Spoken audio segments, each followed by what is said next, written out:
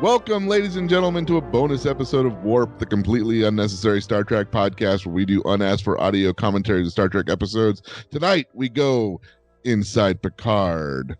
My name is Sean. My name is Matt. I'm Jake. And I'm Minh. Yay! And here we are with episode 5 of Inside Picard. That's where we're at, right? I'm not wrong on that. Yeah, that's right. It's episode 5. I had a on the car ride over to Warped on Saturday. I had a very difficult time remembering when I was talking to Jake if we had recorded episode 4 or not. I changed my mind several times because I couldn't remember. It's like, are we on 4 or are we on 5? And I thought you guys had, but if you weren't sure, I didn't see how I could be. no, but we had. We did. We're on 5. Yeah. And I'm currently editing 4. Oh, yes. Sounding great. Okay, excellent, Good. excellent. In my mind, that was weeks ago. Your life moves amazingly quickly. I record a lot of podcasts. That's true. You've been recording. I did like 2 yesterday. How'd it go? It was great. Great. Yeah. Well, Nerd Trek, the Nerd Trek podcast. Those will come out in a couple of weeks. How was that team? How was that group of podcasters? They were good. They're like more. They're a little bit more hardcore than we are. Like they go to cons and cosplay and stuff like that. Yeah. They're a little more like in the world than we are. Well, you had talked about the convention in Las Vegas coming up. Yeah, I talked about that with them because they're all going. And so are they? That's where the journey ends with us. I said we'll probably meet up with you guys while we're there. In spirit. We definitely need to go. I think so. Although we need to get where they need to start. They need to post like the cheap seats. Yeah, I know. We just need to get like one day, like general edition tickets because how portable can you make this? Very portable, highly portable. As portable as we could record in bathrooms. Okay, we could record in attics, basements, closets. You and your Ponfar, in the bathroom. We're not recording in a bathroom. Well, some of those casinos have very fancy bathrooms. They're like luxurious. I mean, I think we could do something where we're just, it would be formatted differently, but we walk around with like a Zoom. We just do like a bonus episode where we're we would just walk around and say like, hey, Sean, what are you looking at right now? And what do you like? And I just want to walk around and talk to people and talk to the cosplayers and do stuff like that. I think that would be exactly. Fun. Yep. Yeah. I see it already. I've got a backpack. I've got all of the audio gear in it, and then wires with mics coming out of it. So it's almost like a squid, octopus, tentacle thing. It's excellent. Yeah, it's like a Doc Ock. I was thinking you could cosplay as a Ghostbuster and then hide all of the equipment in the like backpack thing. Yeah, and then the proton guns are the that mics. Would be your microphone. Yeah, like. But that's not Star Trek-y. Well, that's true. It is specifically a Star Trek con. It's not just a general sci-fi con. Well, we could all go as Borg, and you could have the cables coming out like Borg. Oh, yeah, that's really good. Borg you up pretty good. Yeah. And I could wear a box that is a Borg box on my crotch. You should go as an assimilated Horta. Yeah. So you're the Horta, deep. But you've got all the Borg tech coming out of you. Yeah. Wait, what's the Horta again? Was that the white beast? What's the rock monster? The rock monster. Oh, pain. Yeah, that's the one. Okay. You nailed it. Well, did we start this episode yet, or did we just? Sean did the intro, so yes, I think we have started. What are we talking about today? About the actual why we're here? Yes. Yeah, go ahead. 5, we don't want 2 hours of audio. Episode 5, Star Trek Picard. This is making me remember fondly the days of talking about Sean's body hair. We're not going to talk about that anymore. We're through that. And today we're going to talk about my body hair, which is fairly minimal, Anyway, it's Stardust City Rag, episode 5, right? Yes. So what is Picard, guys? I hear it's good.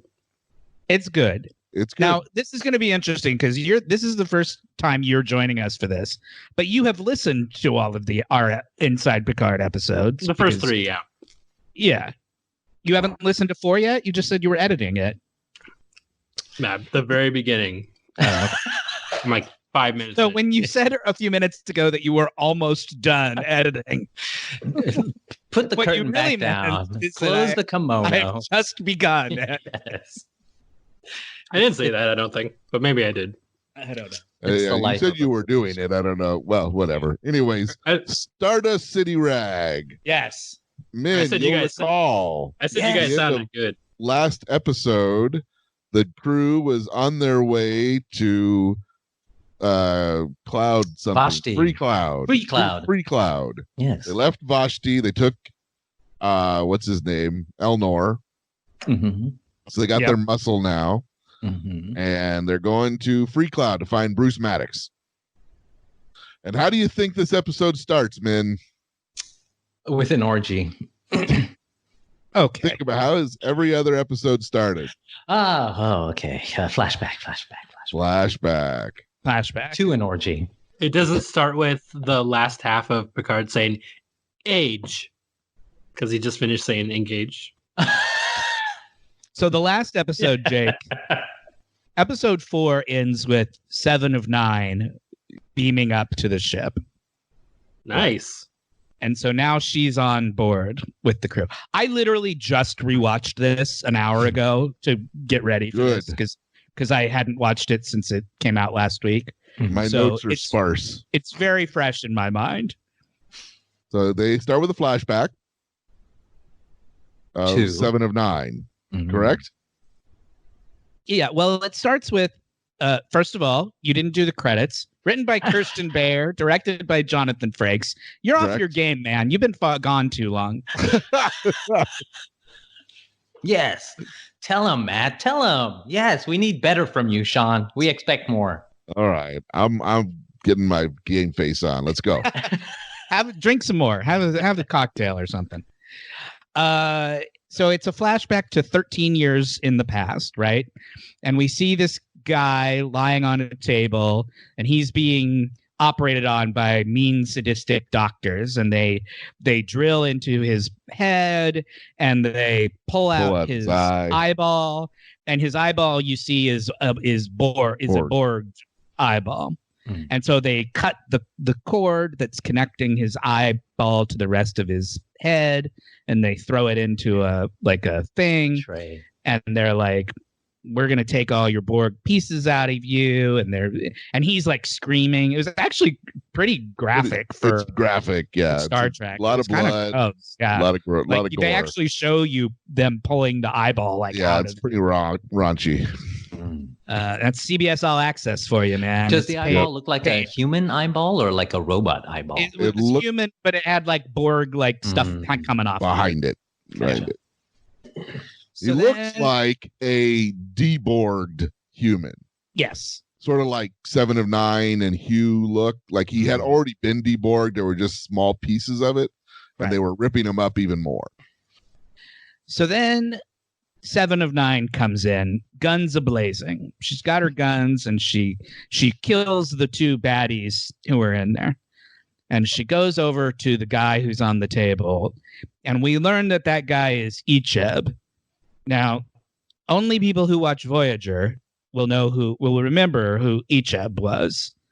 Sean, you never watched Voyager. I never watched Voyager. I've read enough online now about who Icheb is. Okay. Jake, did you ever watch Voyager? I did, but not regularly.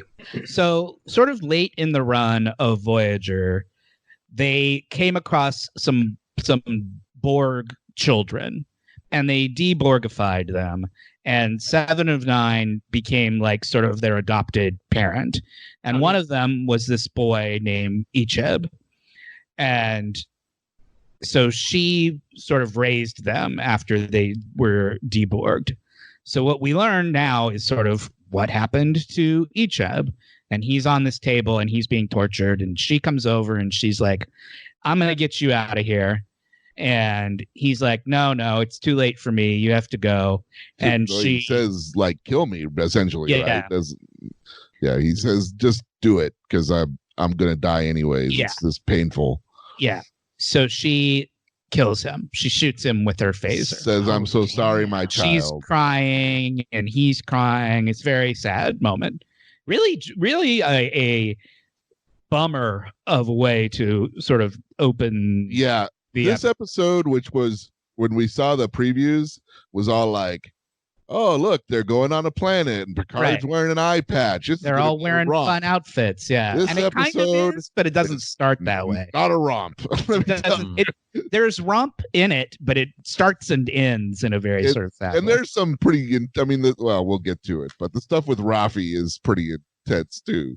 This moment where Icheb dies has caused an uproar in the world of Star Trek Twitter. Like, the fans are up in arms about this because Icheb is one of those characters that people who really love Voyager had a lot of like fondness and affection before, and people sort of speculated before the show came out, well, maybe because they had announced that 7 of 9 was going to be on the show, so a lot of people were like, well, maybe Icheb's going to be on the show too, and he is for 45 seconds, and then he dies. So if you're a fan and you're hanging all your hopes on the reappearance of Icheb, I mean, right, you've got probably a pretty devastating moment for you. Hey, client, go up. You need a breath of air. So a lot of people were very upset about this because he was sort of there's a certain subsection of Voyager fans who that was sort of a favorite character of theirs. So a lot of people were very upset that Icheb was so like just summarily tossed aside, right? Shows up the just pathos. Well, the reason they're showing you this is to show you sort of what happened to 7 of 9 and why she is the way she is now, as we're going to see in this episode. Yeah. This experience of losing Icheb has changed her. What about all the medicine in the Federation? Couldn't they have helped Icheb out? They didn't need to finish him off. Star Trek is one of those things where the medicine works when the writers decide they want it to work. It's if like they're the if they're killing off a character for dramatic purposes, then the medicine is going to work. So. Okay. I have a board question to help me visualize all this. Sure. During Voyager, 7 had, as an assimilated human, had a staccato kind of Borgy way of speaking. Yes. Is she still delivering her lines like that? No, she's much more emotional now than she was back in the old show. Okay, got it. She still has the same sort of vocal inflections. You can tell that she's playing the same character, but just a more human version of that character. A more human. His was the most. Icheb was the most human. If you've seen what was that, Star Trek 3? Star Trek 3, yes. You've seen Star Trek 2. Listen to the Star Trek 2 or Star Trek 3 episode. 3 where we all do it together. Yeah, at the beginning of each part. Human. Yay, you can always count on Aaron. Icheb's wearing a Starfleet uniform in that episode, in that flashback scene. So we learn that, he eventually went on to join Starfleet. We learn a little bit more about what happened to Icheb later in the episode when 7 of 9 sort of tells the story of what happened to him. So that's the flashback, right? Minh, you with us? Yeah. And then they flash to 2 weeks ago at Free Cloud. Right. So now we're on Free Cloud, and Free Cloud is kind of a Las Vegas-y, anything goes kind of planet where rough and tumble people come to conduct their illicit, Quark's bar is transactions there or whatever. Yeah, we see a overhead kind of shot of the city, and we see that there's a Quark's bar, and there's also Mott's Hair Emporium. Did you see that one, Sean? Yes. Yeah. Is that Quark's Quark's character from Deep Space Nine? Mott was the haircut, the barber on the Enterprise on Next Generation.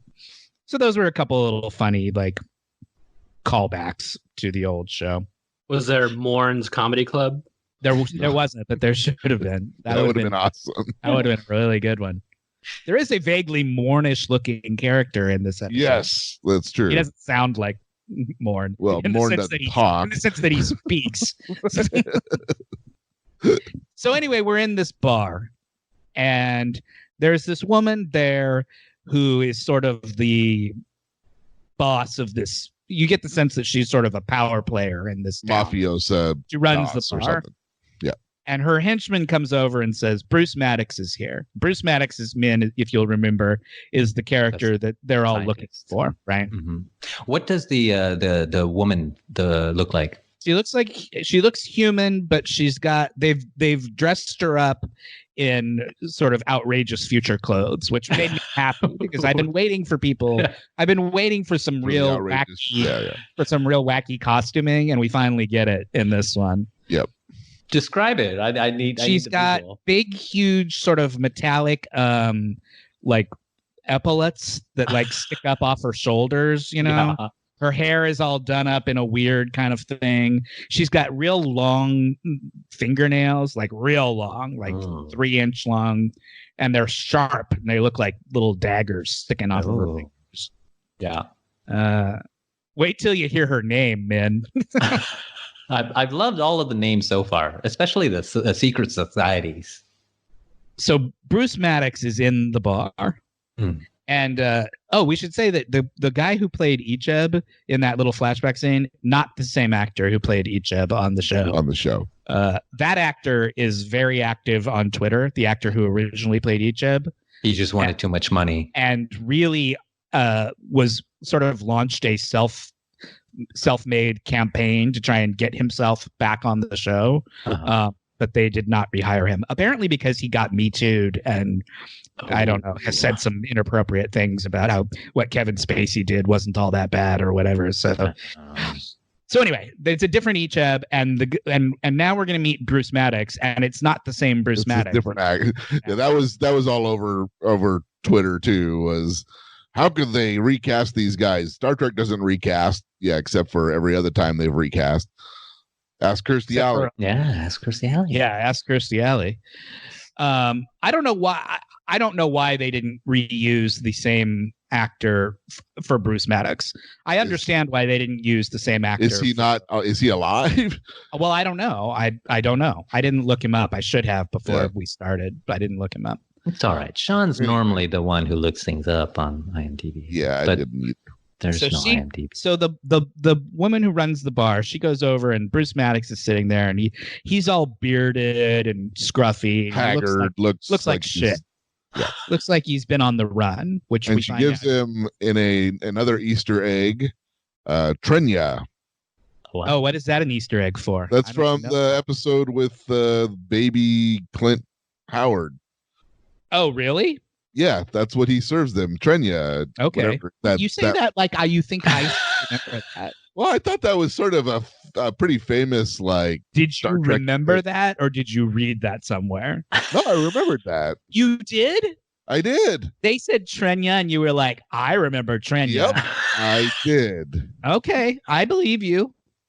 I was like, that's the thing that Clint Howard offers them. Baby Clint Howard offers them in that episode. Okay, I didn't remember that.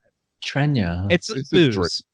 It's booze. She's got a bottle of yellow goop in front of her, and she's like, have some Trenya. So anyway, it turns out, Minh, that this woman's name is Bajazel. Bajazel. Yeah. And don't mess it up. According to the closed captioning, it's BJAYZL. Bajazel. Which just sounds gross to me. Like a Bajazel sounds like something you get in the bathroom at Star Trek Las Vegas. Well, you could get. I went in to record a podcast. I got Bajazel. You have to get that surgically removed too. Well, for me, bejazzling is more dazzling. It's a little like bedazzling, but specifically something else. Right. That's an accepted term. Bajazel. I like it. You say Bajazel, I say Bajazzle. You say Bajazel, I say Bajazzle. That joke will never get old to me. I will laugh. It's a great joke. I love it. I will laugh at that every time. Oh, I have it. The original actor who played Bruce Maddox, Brian Brophy. Uh-huh. Are you looking at his IMDb? No, I'm looking at Memory Alpha. Oh, okay. He is currently the theatrical director, the director of theater arts at Caltech. Oh, so he's local. Well, he would have been in the area. He would have been around. Caltech? That's crazy. It's interesting, huh? Yeah. It's an interesting intersection of science and art. Nerd and art. Yeah. Yep. I mean, that's so interesting to me that he was local and they didn't reuse him. Maybe he turned them. Maybe he said no. Maybe he didn't want to do it. Well, I mean, if he's teaching art, and if he's teaching theater, you'd think that he would. Well, but maybe he just doesn't do that anymore. Maybe he doesn't act anymore. Yeah. I'd like to read it. I'd like to know a little bit more about that. Yeah. Tweet him. He's in his at least 10th year as director of Caltech. Wow. Amazing. At least. Yeah. Cool. Thanks for looking that up. He's good. He's doing all right. It's fine. He didn't need this gig. Yeah. So he gives him the training. No, so they have this whole conversation first where she's saying to him, "What are you doing here?" And he's like, "The Tal Shiar showed up and they blew up my lab and tried to kill me and I had to go on the run. And because of that, I'm not going to be able to repay the loan I owe you." Right. So you get the sense that he's borrowed some money from this woman, that she's some kind of loan shark, and he's come to her because he doesn't have anywhere else to turn. And she's like, "Don't worry about the loan. That's all very interesting. The Tal Shiar, that's troubling." She gives him the drink. He drinks the drink, and then he chokes and passes out. And you're like, "Oh, she's bad. She says, "This sucks. Dealing with the Tal Shiar is such a pain in the ass." And then we get our lovely opening credit scene, right? Lovely music and da da da da da da da. And now we're back. Go ahead. Somebody so Picard's going to have to go through her to get to Maddox. Correct. Yes. You've tracked it perfectly so far. We're back on the La Serena, right? Back on La Serena, right? And it's Picard is in his holographic version of his chateau that they created for him. Seven comes in and he's like, "Can I get you something to drink? Would you like some tea or a glass of wine?" And she's like, "Bourbon, neat." That's how you know she's like tough now, because she drinks straight bourbon. That's hilarious. It's classic sort of detective, film noir kind of thing. Like I drink it straight out of the bottle. So anyway, he gives her a drink. She slugs it down like in one gulp, and they have this conversation about sort of what she's like. "What are you doing out here? This is a dangerous place for a frail old man like you." And he's like, "I'm looking for somebody. I gotta find this person." And we learn that Seven has become part of this group called the Fenris Rangers, which we heard about in the last episode. They are sort of these like vigilante peacekeepers who are running around this area of space that kind of went to hell when the Federation pulled out, right, Minh? Remember, the Federation pulled out and then everything went bad, and now there's all these criminal people running around causing trouble. And the Fenris Rangers are these sort of unofficial peacekeepers in this area, and Seven is now one of them. But she and Picard have this conversation where she basically tells him, "You don't have any business being out here. It's too dangerous." And he's like, "I have to do this thing. I have to find this girl. And I think the person that I need to find is on Free Cloud." Seven is like, "Free Cloud's a piece of shit. Why do you want to go there?" He's like, "I have to go there. That's where the clues have led me to." And then she's like, "Well, I'm not going to help you." And so she kind of starts to walk away. And then she's like, "Who is it you're looking for?" And Picard's like, "I'm looking for this girl who has no one else to help her." And because earlier Seven had said, what the Fenris Rangers do is help. We fight for people who have nobody who can help us. Have anybody to help them. The A-Team. Yeah. Yes. So, kind of like the A-Team. Yep, exactly. So, and he says, "I'm looking for someone who doesn't have anyone to help them." Insert the A-Team theme right here, Jake. Just like 5 seconds of it. Da, da, da, da. We all know it. All right. Yeah, you don't have to insert it. We actually just sang it. Cool. Done. Checkbox checked. So because he says that to her, that he's helping someone who can't help themselves, she's like, all right, maybe I'll help. Pour me another drink and let's talk. We'll talk. And so that's sort of the end of that little scene. Sean, if you have anything you want to jump in on, just jump in. Now I'm trying. I watched it last week, so my memory of it is probably not as good as yours. Yeah, I literally just watched it. I'm on board. I remember all this. I actually wrote down. I know because you got so mad at me last time for not doing things in the right order that I actually wrote down a sequence. No, you got mad at me for trying to put it in the right order. You both have good perspectives. I say Vegeta.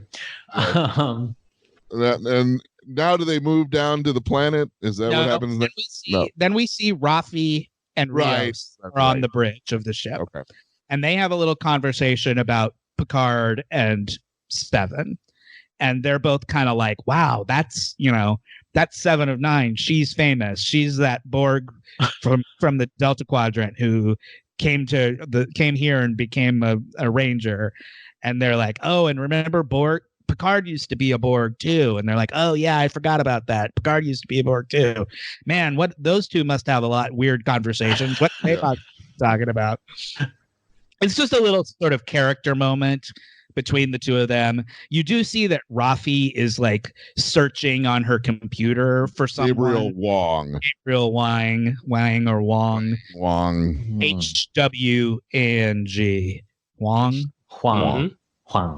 So we don't know why she's looking for him yet. But we know that she has her own motives for going to Free Cloud, because in an earlier episode she told Picard, "I'll get you to Free Cloud, but after that, I'm not going to help you once we get there." So we know she's looking for somebody there. We don't know why. So they have this little moment where they sort of talk about Picard and 7 of 9, and they're both a little bit starstruck by 7 of 9's presence on the ship. Then we go to Dr. Jurati, who's Dr. Jurati. She's in her quarters on the ship, and she's watching old YouTube videos of her and Bruce Maddox. And they are boning. Maddox is like cooking her. It's this cute little sort of romantic scene where he's making cookies together, and she's making fun of him and like, why don't you just use a replicator to make your cookies? And he's like, because replicator cookies suck. So I make them the old-fashioned way. And then they start making out, and you realize that Dr. Jurati and Maddox were not just professional colleagues; they were also boning hard. So you see her watch. Yeah, they don't show the boning; you see them kissing. Yeah, the boning is implied. That's probably a good choice. It's implied boning. I mean, this is streaming. They could theoretically show boning if they wanted to, but they don't. They choose not to. So she's watching this video and sort of feeling sad and missing. You get the sense that she really misses him. She cries. And it's just a little moment that establishes their relationship. Yep. So she's deeply invested into finding him and getting nice. Yes. Okay. Because he vanished years ago, so she hasn't seen him in a long, long time. So now they've arrived. Go ahead, man. You're about to say something. Curious. With 7 of 9, she's been deborgified, so she's not really an android. She doesn't have like a supercomputer skills or like data skills, right? She's just like a normal sort of deborg human. Well, she kind of does, because she still has a lot of Borg parts in her. This is actually a plot point in this episode.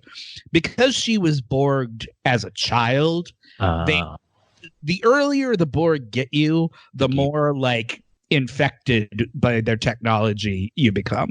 So one of the reasons they were able to completely remove Picard's stuff is because Picard was only a Borg for like a very short period of time, 72 hours or whatever. And he was already a fully grown man when it happened. But because 7 was kidnapped as a child, she's got Borg shit all running through her, even now. Mm-hmm. So she's still got the thing around her eye, Right. She's still got the things on her fingers that she always had on the old show. She's still got a lot of Borg tech in her. Yep. Okay. Cool. How's it going, Jake? What are you doing over there? Making really detailed notes so I could try to follow along what's happening. No, There's no test at the end. It was funny when I was doing there will be no quiz at the end. When I was doing that show yesterday that I did, those guys have their cameras turned on. I didn't have mine turned on, but they all had theirs turned on so I could see them. And it was funny watching them because you could tell when one person was just like clearly not paying attention. Right. They would be like looking away from the screen, like doing something else. And just like, oh, this is why you turn the cameras off, because then you just focus on the voices. Yeah. Mm-hmm. So anyway, back to the bridge. They're on the bridge. They've arrived at Free Cloud, and Free Cloud, because of its sort of Vegas-y, anything goes nature, they get infected by pop-up ads. Future pop-up ads. Yeah. Oh, God. So they call down to the planet and they're like, we're here and we're requesting permission to, beam down or whatever. And then all these pop-up ads, like that are holograms, right, start popping up all over the bridge. And they're all tailored to each individual specific person. So like Picard gets one for like a fancy tea room where you can go and have like fancy yeah.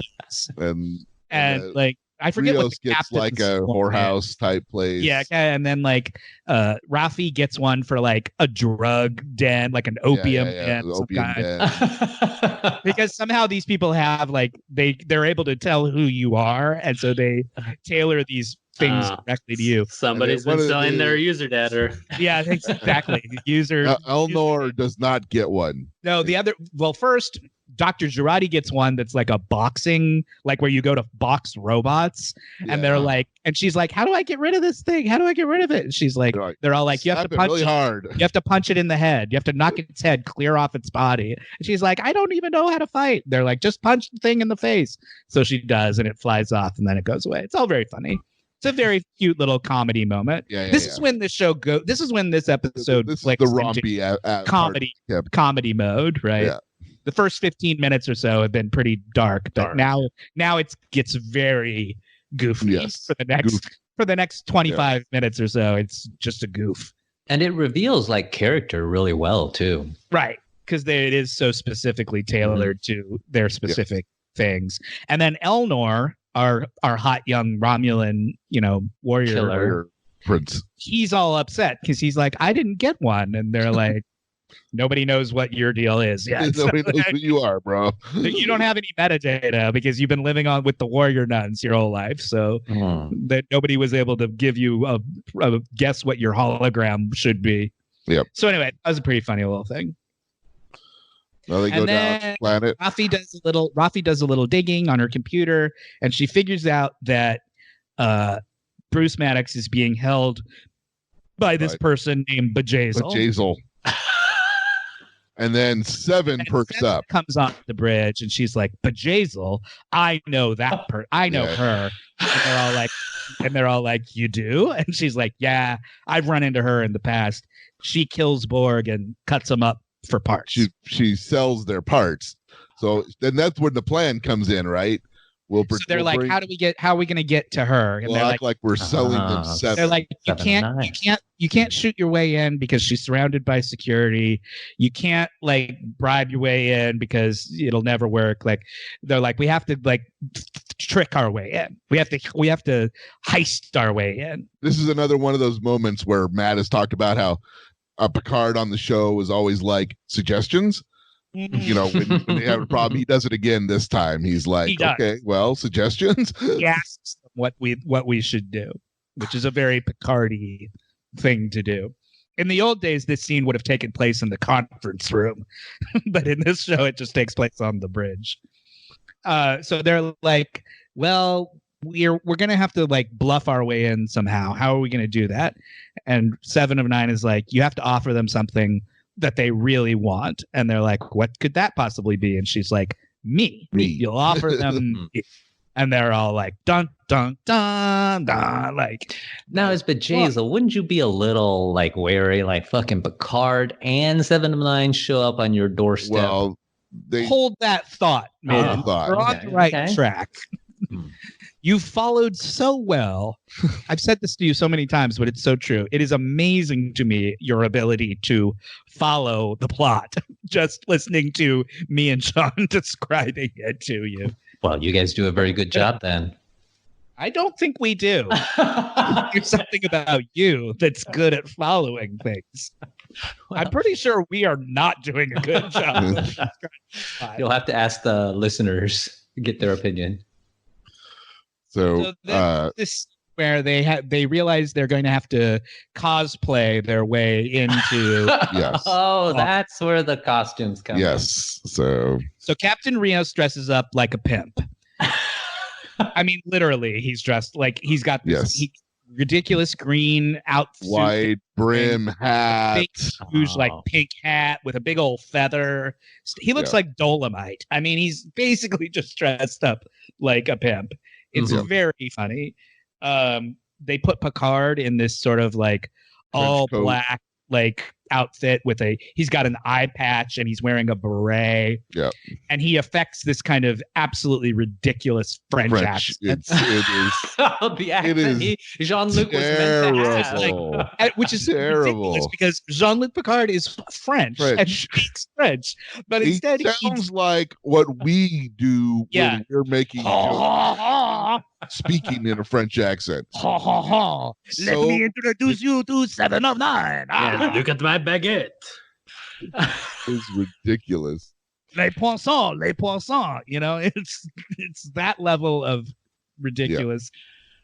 So they put him in these outfits, and so their plan is to pretend to be brokers who are trying to trade 7 for Bruce Maddox. They don't say it's 7. They say they're trading an ex-Borg. Yeah, we know it's 7. They don't know. Right. But that's they're good. They've got this ex-Borg. They want to trade for Bruce Maddox. So the scene's kind of now cut back and forth between the planning of the heist up on the ship and seeing them execute it down on the planet. Right. It's very sort of Ocean's 11-y where you hear George Clooney describing the plan at the same time that you see them visually see it happen. It cuts back and forth. So Rafi tells... Didn't the captain just mention that 7 of 9 is so famous? So how would they not recognize 7 of 9 when she... They put a bag on her head. You're going to go ahead and put a pin in that one too, man. All of your questions will be answered. These are good questions. You're asking the right questions. And then finally, Picard is also so famous. An eye patch is not going to keep you. You don't think an eye patch and a beret and a ridiculous French accent is enough to disguise the famous Jean-Luc Picard? That's not. Yeah. Just hold on. You're all of your thoughts are valid. You're in the zone. So they tell Rafi tells Rios, look, you're pretending to be this like broker and you have to be in character because you're going to run into this guy called Mr. Vup. And Mr. Vup is this kind of alien looking dude. And his deal is that he can smell lies. Yeah. Vup's species has like 2,000 olfactory receptors. Noses. She's like, he can smell he can smell if you're lying. So you're gonna have to be really fucking convincing when you talk to him. And you can't. She's like, you can't just be your usual like, I'm a sad broken shell of a starship captain. You're gonna have to really like play up this step it up. And he's like, I could do that. And she's like, I don't know if you can, but whatever. So they beam down to the ship, or they beam down to the bar. They've set up this. Rafi has set them up with like fake credentials so that they've gotten themselves this meeting with Bajazel by pretending to be these brokers. So they beam down to the ship. Rios beams down, And he goes up and he orders a drink from the bar, and he's being sort of flamboyant to try and like play his character. He's LARPing, basically. Yep. So and then Mr. Vup comes up to him, and he's all like, what do you want? And he's like, I'm here to see Bjayzl, and I've got something that I think she would want. And he shows Mr. Vup a hologram of the like insides of Seven. And he's like, I've got a Borg that's got all these Borg bits in her, and I know that Bjayzl would want that, and the people that I work for want to make a trade for Bruce Maddox. And Vup is like, I can smell lies, and I'm starting to smell like maybe you're lying. So then we go back up to the ship. This is another little like cutting back and forth moment, and we see that they've injected Rios with like these like chemicals that will relax him so that he can lie, and Vup won't be able to smell him. So then we cut back down. She's like, Rafi's like, it's my own little, cocktail that I made up that will let you get past Mr. Vup. He's like a smart dog. Yeah, exactly. He's like the lion cat in Saga. Okay. I don't know what that is. Okay. Oh, you don't know Saga? Those people, listeners at home, you can look that up. It's a graphic novel. It's pretty famous. It's although it's modern, so it's like sci-fi. It's a couple, and they're traveling through, and it's their adventures. And I think they have a cat, or there's a cat that can tell when people are lying. So they call it the lion cat. Interesting. So they inject him with the relaxation juice, and that allows him to sort of bluff his way past Mr. Vup. Meanwhile, back up on the ship, and they're finishing up this little cutting back and forth thing. Everyone's all in their outfits. So the plan is that 7 of 9 they put a bag over her head, and they handcuff her, and they give her a little like transporter thing, because the planet has a transporter like force field around it. So you can't just beam in and out willy-nilly. You have to have permission from the people who run the show down there. But they're like, if you use this transponder, we'll be able to keep a lock on you, and we can beam you out once you get your hands on Bruce Maddox. Okay, fine. So they put the bag over her head. They put the handcuffs on her. Dr. Girardi is going to stay up on the ship. Her deal is that she's going to run the transporter, and she's going to beam everybody up. And she gets a very funny little comedy moment, too, where she's like, wait, what's my job here? Because she's like, I'm not a transporter person. I don't know how to use the transporter. And everybody's like, it's easy. No problem. You can run the transporter. Yeah, you still just push up 3 things. It's still just the same 3 things it's always been. They're just digital now instead of analog switches. Not actual levers. It's just, they just go. Touchscreen. And then Elnor's sad because he doesn't get an outfit. He's like, what's my costume going to be? And they're like, you're not good at pretending to be anybody other than because he's been raised by these warrior nuns. Yeah. So the joke that they keep making about Elnor is that he's just completely naive and like doesn't really understand anything. And he's just like, I don't get to dress up. And they're like, no one would believe you as anything but exactly what you are. So also he's got the whole way of just keep your mouth shut and just be yourself. What? He doesn't know how to lie, really. Because he's raised by people who don't ever lie. He was raised by those absolute candor nuns who believe in always telling the truth. So he doesn't quite get it.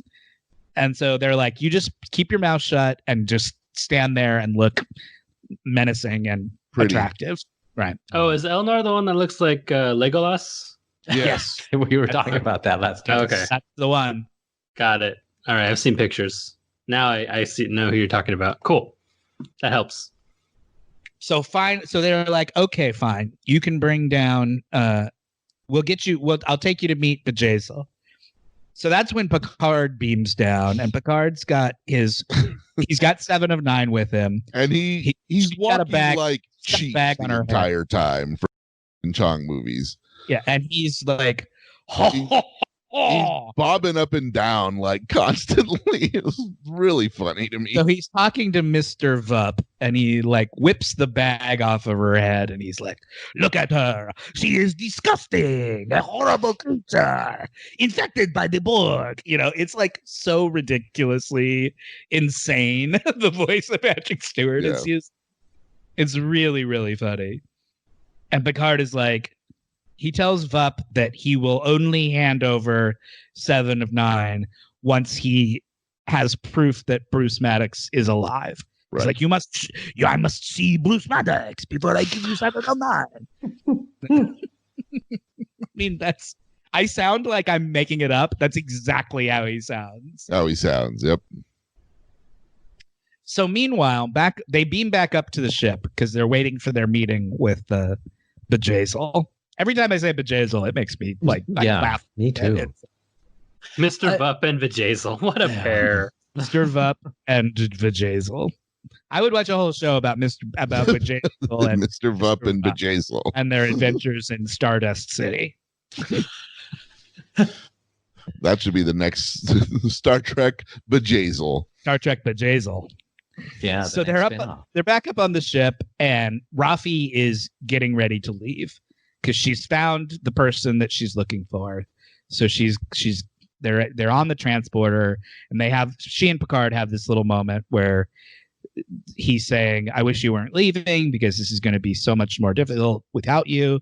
And she's like, "I'm really sorry, but I have this thing I have to do."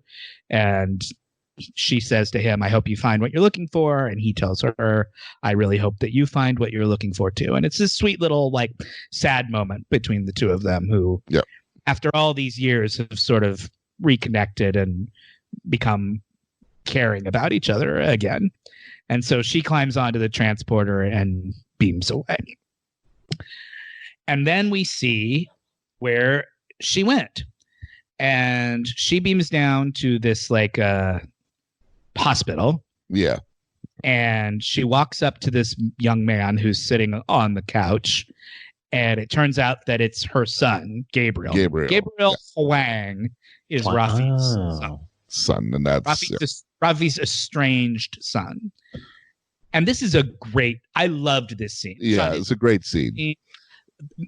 Super emotional. Michelle Hurd, who's playing Rafi, this is the first scene with her where I was really like, she won me over with this scene. Like, I've been a little like unsure about her character as whether I liked this performance or not up until this moment. Because up until now, she's basically just been like, I'm upset and I don't like you, Jean-Luc. And in this scene, she completely won me over. And I was like, okay, this woman's a terrific actress. Because she sits down to talk to her son. And it's clear from the way they talk that they have not seen each other in a long, long time. Because he has stayed away from her. He's like, how did you find me?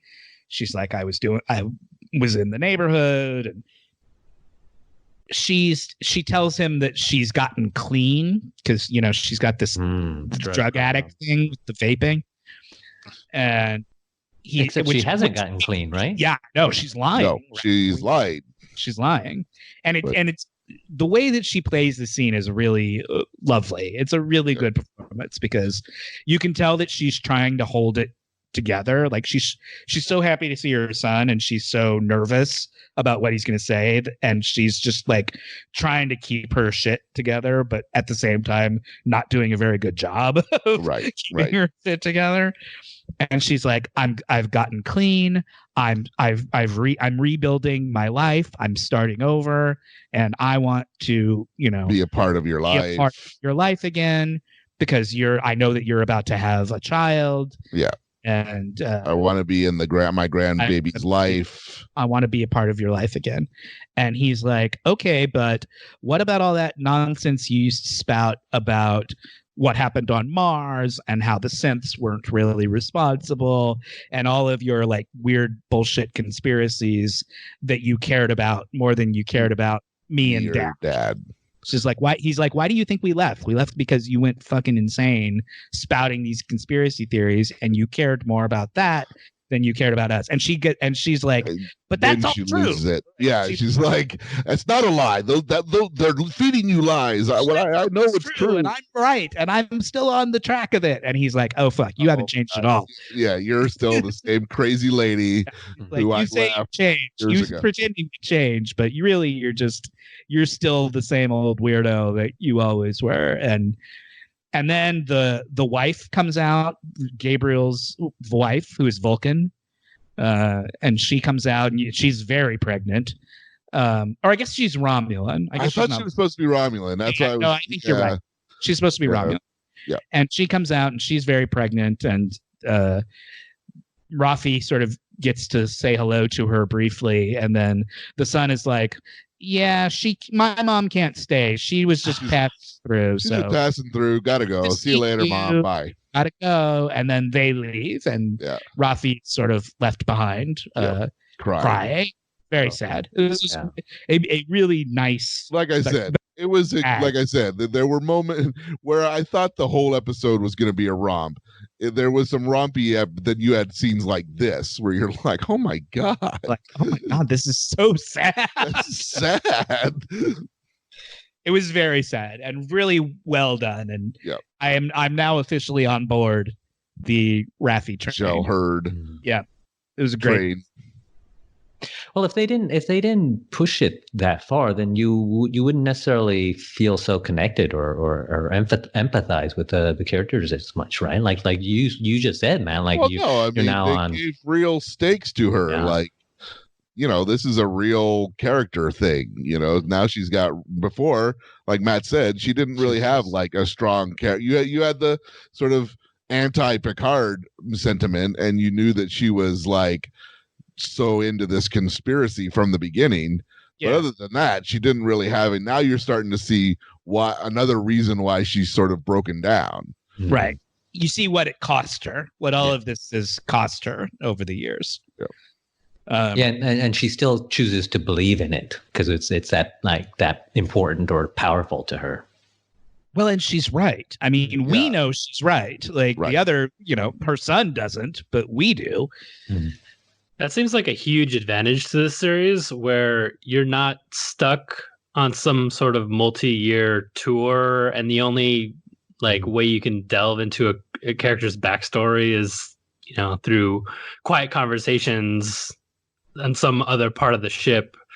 Whereas with them flying around, there's like a chance for them to actually meet other people that they're connected to, rather than just it being a chunk of dialogue while they're on the holodeck or something.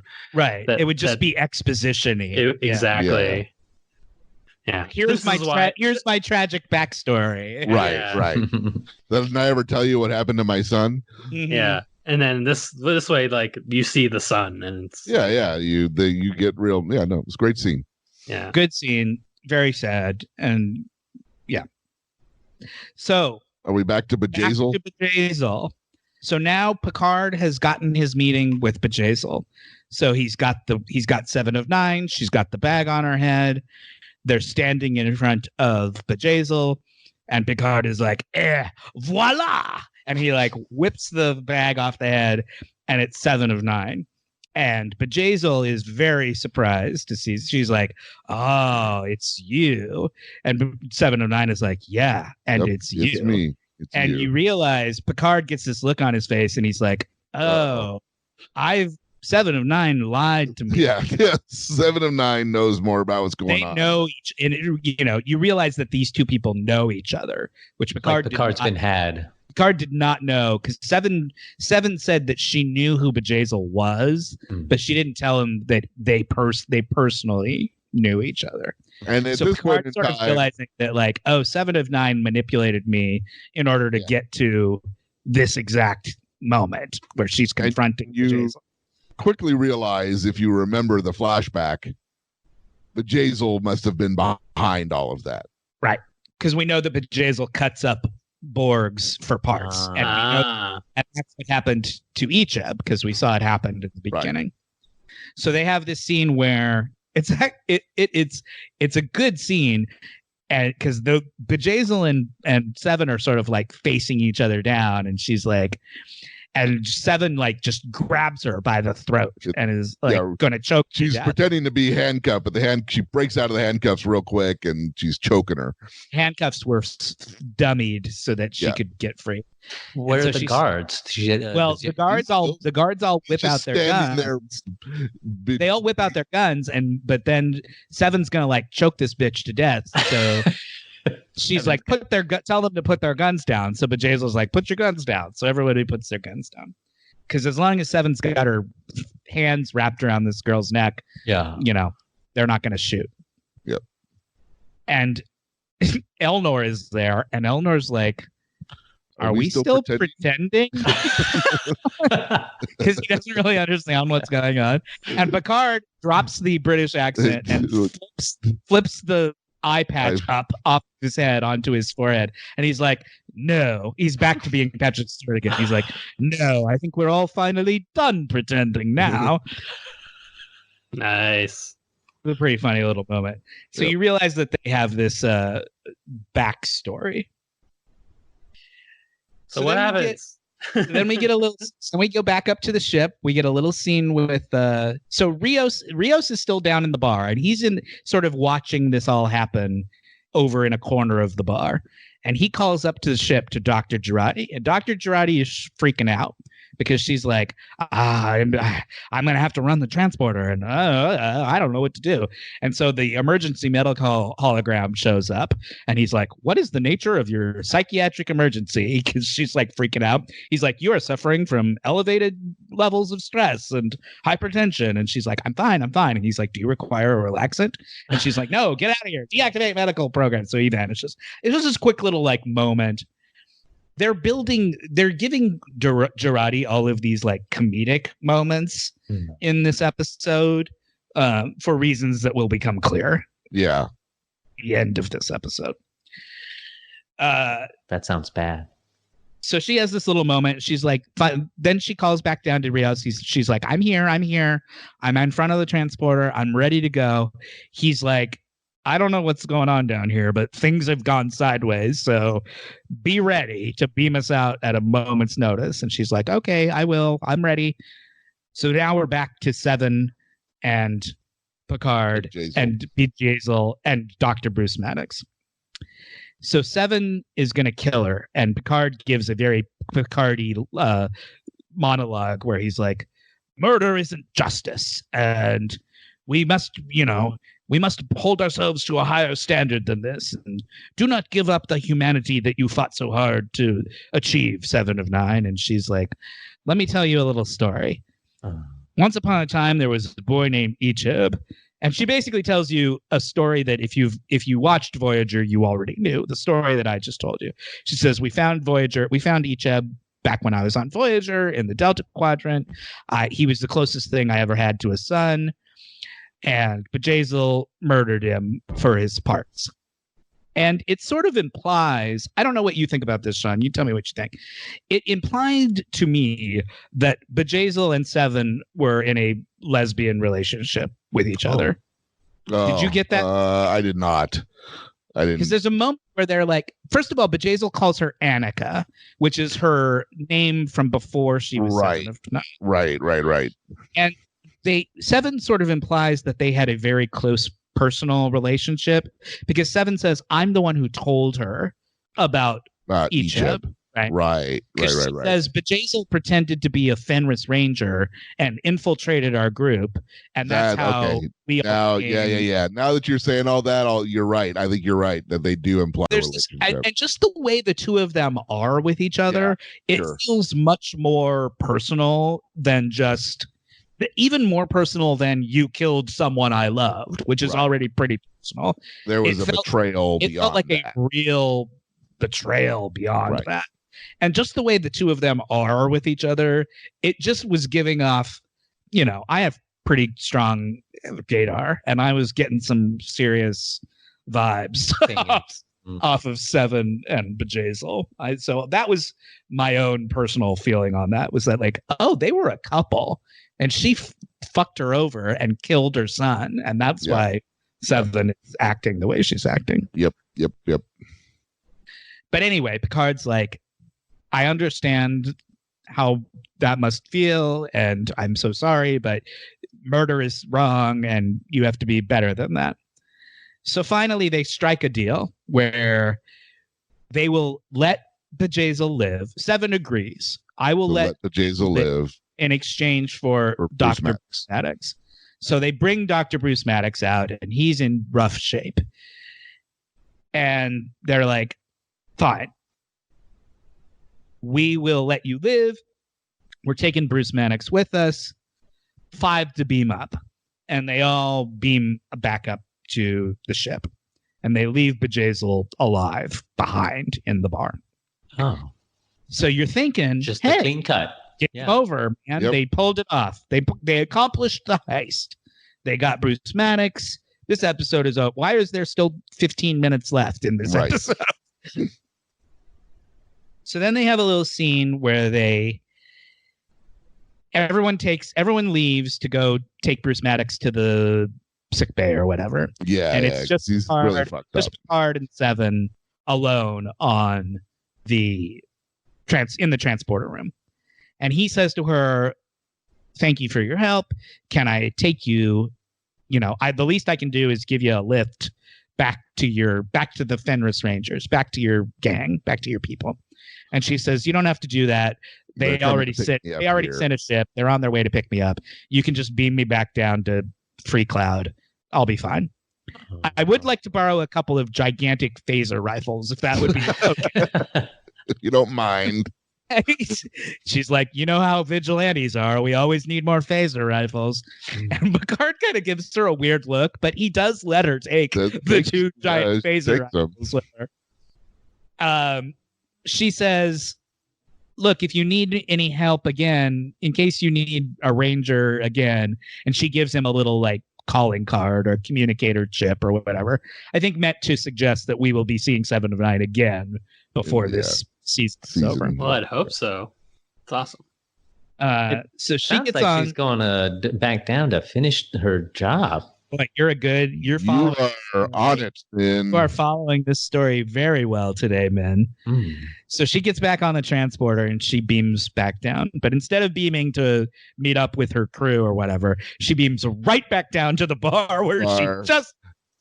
And she's got 2 gigantic phaser rifles, and she points them at Bjayzl, and the whole bar clears out. Like everyone just flees. Bunch of people beam out, a bunch of people run out. And now she shoots a couple of shoots a couple of the guards, and now it's just her and Bjayzl in the bar, and she's like. And Bjayzl's like, I had a feeling you were going to come back. Like, I know you better than Picard does, and I knew you were going to just walk away. And she's like, yep, I owe you. She's like, I owe you one. You murdered the closest thing I will ever have to a child. And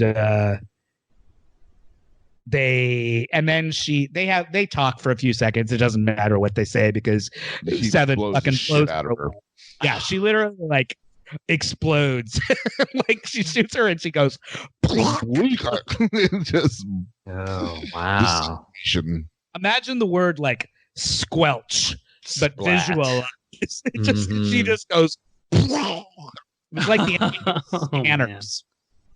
Like Gallagher would have done. Yes. It's like Gallagher with a watermelon. Gallagher with a watermelon, man. She just blows her to hell. And then she's like she just shoots her way out of the bar with and then that's the last you see her in this episode. Wow, kicking ass, taking names. Yep. Seven was not entirely honest with Picard, basically throughout the entire episode. She's pretty dark now. Both got what they wanted. Yeah, she's got her own agenda. That's good. She was definitely running her own agenda. We're back up on the ship. We're in the sick bay. Bruce Maddox is on the table. Picard is standing over him saying, we've come all this way to find you. Let's talk about... He's a mess. Bruce Maddox is all kinds of messed up. Because the implication is that he's been beaten and tortured and stuff during the time that he's been imprisoned. With Bjayzl.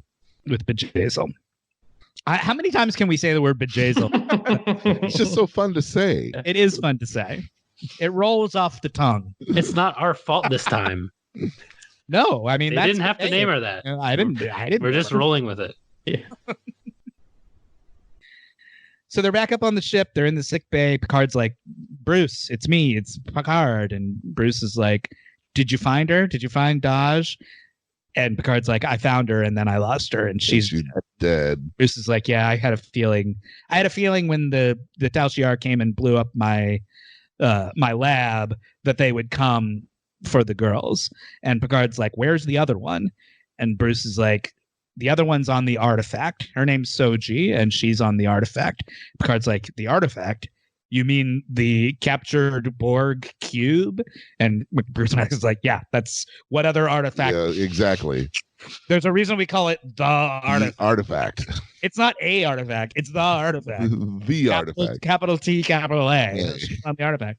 He's like, what the fuck is she doing there? And Maddox says, well, I sent one to Earth and I sent one to the Borg cube in order to uncover this conspiracy that has been going on, which we as viewers sort of already know about. And Picard has begun to suspect that the Federation and the Romulans are sort of in cahoots about something. Somehow in cahoots to do, and it has something to do with the ban on artificial life, right? Yeah.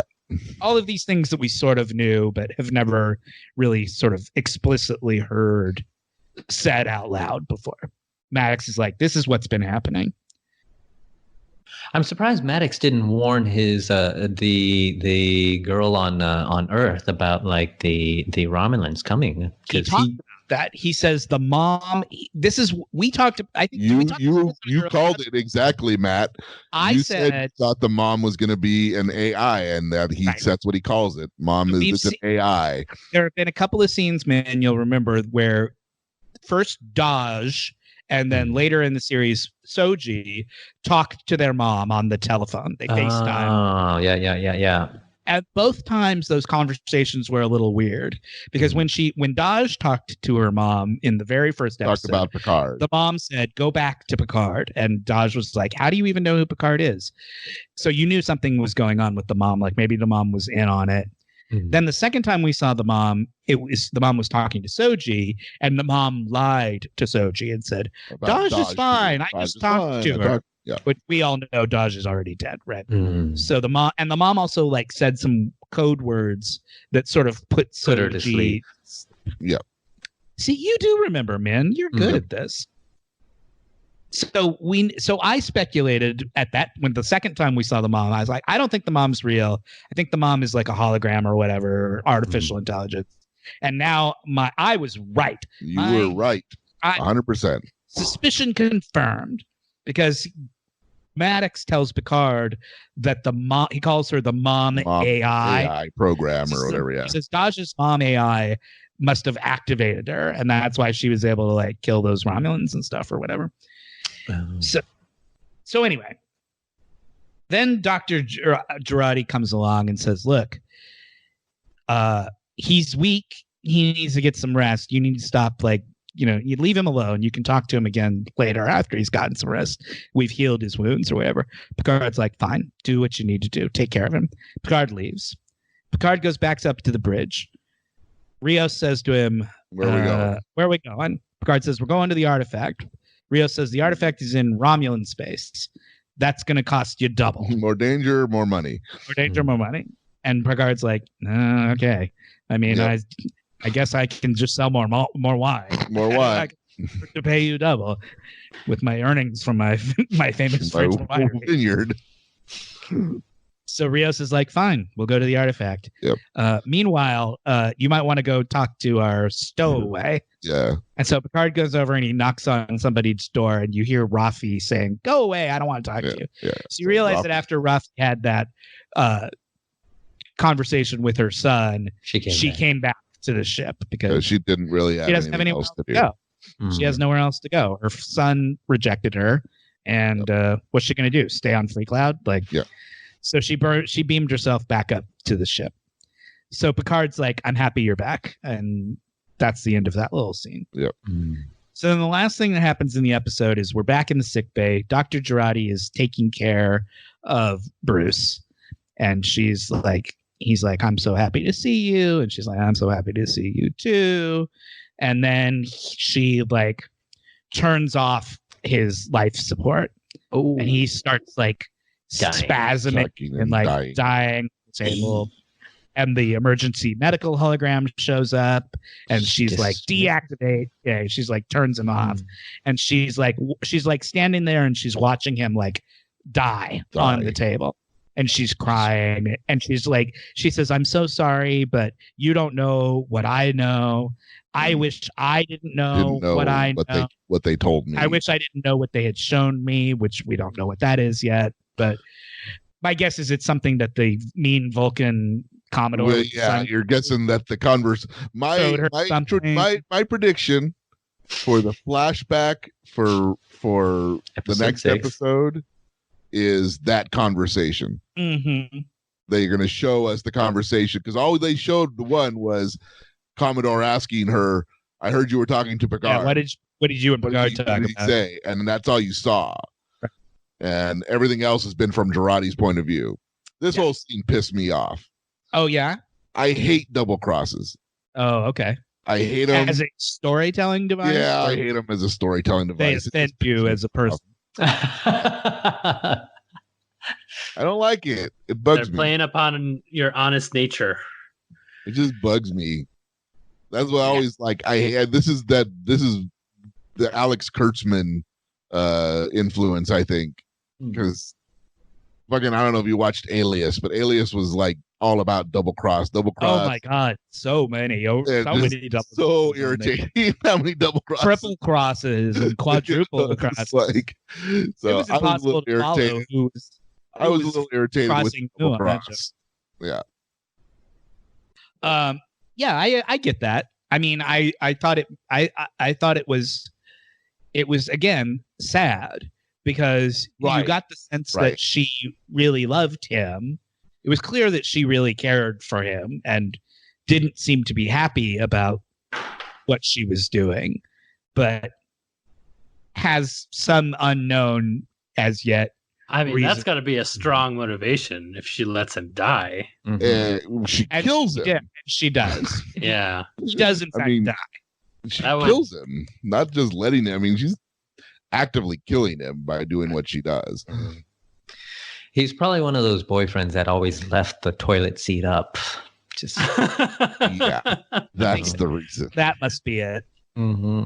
What else could it possibly be? I mean, when you go to the bathroom late at night and you expect the toilet seat to be down and it's not, yeah. Well, there you go. So is that the end of the episode? That's the end of the episode. That was the end of the episode. Bruce Maddox. It was a tough way to end. Yeah. Allison Pill, no. Yeah. Allison Pill is not bad guy. That's what I was saying. That's what I meant when I was saying earlier. Like, she has a lot of comedy beats in this episode. Oh man, that's why I was quiet during the middle of this episode, because I was like just daydreaming about Allison Pill. They set up. Very good. The scene earlier where the EMH comes out and asks her all the questions, the EMH and the inn asked her the exact same questions. Yeah, that was you're having a psychological emergency. What is your psychiatric emergency? Because she's freaking out because she's killing someone. But even like the scene where she has to punch the head off the robot, right? And she's all like, and then she does, and she's all proud of herself, and she like turns to Captain Rios and kind of like playfully punches him on the shoulder, like boo boo boo boo. It's like she's very, very charming in this episode, specifically because they knew this episode was going to end with her fucking killing Dr. someone. Yeah, exactly. So they wanted you to fall in love with her just so that they could like pull the rug. More of a pissing you off when she double crosses you. Yeah. Jacob, she is completely delightful right up until that moment. I'm looking up pictures of Allison Pill right now, and who's the actress who plays in Veronica Mars? Kristen Bell. Kristen Bell. She is a Kristen Bell type, I guess. Yeah. And Jacob, you love Kristen Bell, don't you? Oh yeah, I mean I like Allison Pill too. She was in Scott. She was on Scott Pilgrim. Oh, was she? Oh, yeah, she is. She's the drummer of Sex Bomb. Mm-hmm. She's So- very good. That's that. And that's the end of the episode. Yep. Previews for next week. We see that they arrive at the Borg cube. So there was no Soji in this No episode. scene on the scenes Borg cube. on the Borg cube at all. This whole episode was all Picard and Seven and their adventures. But next week we're going to get a very Soji heavy episode, I think, because we're seeing scenes where Picard has clearly gotten to the Borg to ship. the artifact. What's the fallout with the crew going to be? Are they just going to be like, oh, I guess he was too injured to live, or Don't know. Well, but then the wouldn't the hologram be able to tell what happened? The captain, what happened? I don't know. Maybe. Like my guess would be that she would like fake Erase the it, records or- somehow, Yeah. or do something to make it seem like Because he just as died. much as she, I mean, maybe I'm reading, you saw it more recently. Am I not wrong in thinking, right, like the last shot of her is her sort of not crying anymore? And sort of. No, she was pretty sad the whole time. Okay. maybe I mean, that seemed legit to me. Gotcha. Okay. All right. correct me if I'm wrong, but the Rafi character's like special thing is like she's like a hacker Computer. and stuff, right? Yes. Yeah. Okay. They so call them interfacers. So Okay. instead of a hacker, you're Right. you're a like in facer. like in Star Wars, I think they call them slicers. Yeah. Right. Oh, really? Okay. Yeah. Yeah. So, okay. her I deal think is that maybe she's that could good at play into computers. it. In real life, we just call them nerds. In real life, we call them hackers. That's We why call have- them men, Yeah, min, hackers, min. Yeah, Min. there you go. not men, men. Min. No, Min's 'cause not we're- a hacker. Because Yeah, we're I'm all not a nerds hacker. and we're not all very good at computers. Yeah. Yeah. I'm the I can least. barely operate a I'm- computer. The fact that you've gotten me to be able to do this on Skype is Yeah. like, this is like the level of hacking I'm good at. I genuinely feel like I'm using magic when I'm It Oh, might as it's like- well be. as far It's as like I- that classic. It's like that classic Millhouse quote. I'm not a nerd. Nerds are smart. Nerds are smart. Well, this episode sounded really good, and like everyone, the audio was generally like awesome throughout, and it was great to have you on, Jacob. Like the Yeah, flow, thanks for jumping on, Jake.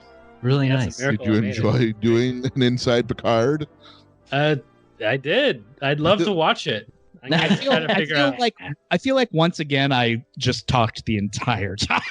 No, I thought this was more I balanced. continue to apologize. This one was for. more balanced. I Don't was. apologize. I was pretty riveted the whole time because I am Someone's gotta very take the interested. lead. I mean, somebody has to.